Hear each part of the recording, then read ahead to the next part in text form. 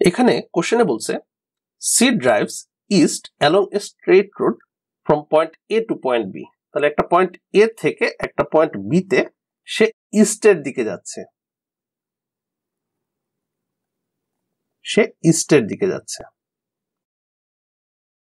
এই point A থেকে point B তে।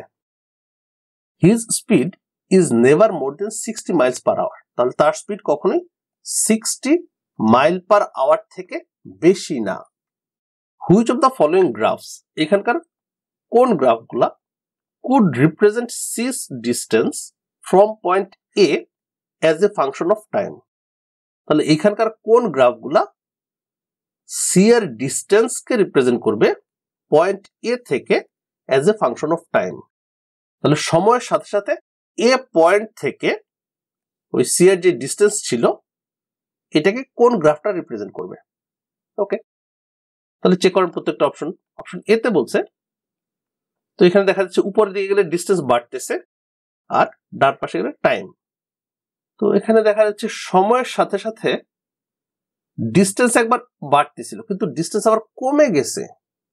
তো আমাদের তো এ পয়েন্ট থেকে তার ডিস্টেন্সের কথা বলছে, তো সে যেহেতু শুধুমাত্র ইস্টের দিকেই যাবে, সে যতই যাইতে থাকবে ডিস্টেন্স কিন্তু বাড়তে থাকবে। সে হয়তো কোথাও একটু স্লো যাইতে পারে, বাট ডিস্টেন্স তো কমে যাওয়ার কোনো সুযোগ নেই। এ পয়েন্ট থেকে তার ডিস্টেন্স কমে যাওয়ার কোনো সুযোগ নেই, কারণ সে শুধুমাত্র ইস্টের দিকে যাবে, সে তো ওয়েস্টের দিকে আসবে না। তাহলে এইটা আসলে হবে না যে একবার ডিস্টেন্স বাড়তেছে আরেকবার ডিস্টেন্স কমতেছে, এমন হবে না। তার জন্য অপশন এ বাদ। ডিস্টেন্স আস্তে আস্তে বাড়বে, ইনকেস একটু স্লো বাড়তে পারে, বাট ডিস্টেন্স কমার কোনো সুযোগ নেই।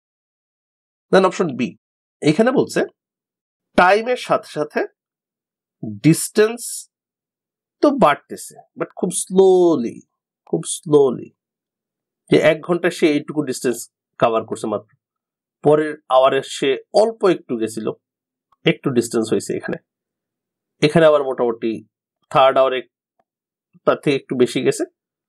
তাহলে এইটা আসলে সবই কভার করতেছে যে সময়ের সাথে সাথে ডিস্টেন্স বাড়তেছে, কিন্তু কোনো আওয়ারেই 60 মাইল পার আওয়ার যে তার স্পিড ছিল এর থেকে বেশি হয় নাই। মানে কোনো 1 আওয়ারে সে 60 মাইলের বেশি যায় নাই। তাহলে এটা সব কন্ডিশন স্যাটিসফাই করছে, তাহলে এটা একটা অ্যান্সার হবে। দেন অপশন সি তে বলছে, তো এখানে সময়ের সাথে সাথে তার ডিস্টেন্স বাড়তেছে, কিন্তু 1 আওয়ার টাইমে সে কভার করছে এই পর্যন্ত এতটুকু ডিস্টেন্স।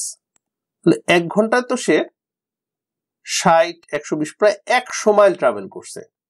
তাহলে ফার্স্ট আওয়ারেই তার স্পিড ছিল 100 মাইল পার আওয়ার।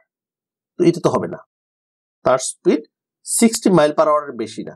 তাহলে এটা দেখে আমি এটা বাদ দিতে পারি। দেন অপশন ডি, এখানে সময়ের সাথে সাথে তার ডিস্টেন্স বাড়তেছিল, ঠিক আছে, কিন্তু একটা সার্টেন টাইমে যাওয়ার পরে তার ডিস্টেন্স আবার কমতেছে।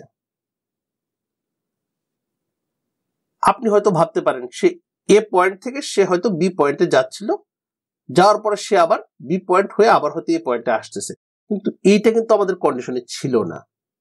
সে শুধুমাত্র ইস্টের দিকেই যাবে, বি পয়েন্ট হয়ে আবার ঘুরে আসবে কিনা এরকম কিছু আমাকে বলে নাই। তো সময়ের সাথে সাথে এ পয়েন্ট থেকে তার ডিস্টেন্স বাড়তে থাকবে সে যদি শুধুমাত্র ইস্টের দিকে যায়।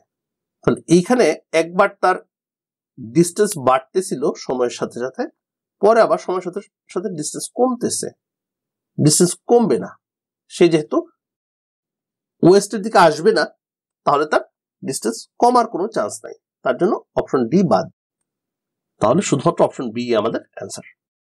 Thank you.